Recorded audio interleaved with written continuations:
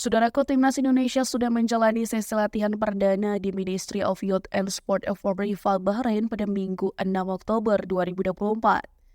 Sesi latihan itu digelar sebagai persiapan Timnas Indonesia untuk menghadapi Bahrain pada laga ketiga Grup C putaran ketiga kualifikasi Piala Dunia 2026 zona Asia di Stadion Internasional Bahrain Rival pada Kamis 10 Oktober 2024.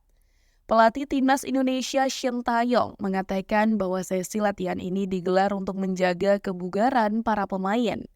Apalagi para pemain Timnas Indonesia baru saja tiba di Bahrain pada Minggu 6 Oktober 2024 siang waktu sana.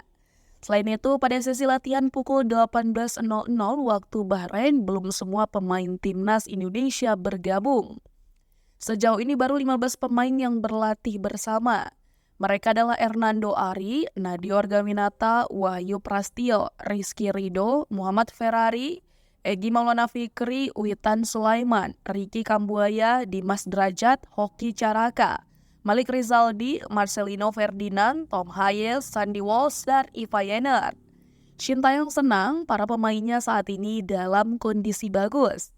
Juru taktik asal Korea Selatan itu mengatakan bahwa para pemain abroad sedang dalam perjalanan menuju Bahrain. Itu berarti tersisa 12 pemain lainnya yang masih akan menyusul Timnas Indonesia ke Bahrain.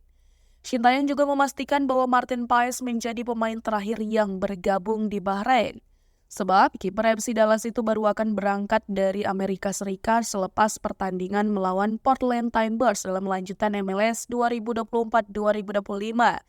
yang digelar di Providence Park Stadium pada Senin 7 Oktober 2024. Pelatih berusia 53 tahun itu mengatakan bahwa ia mempunyai waktu 3 hari untuk menyiapkan taktik dan strategi menghadapi Bahrain.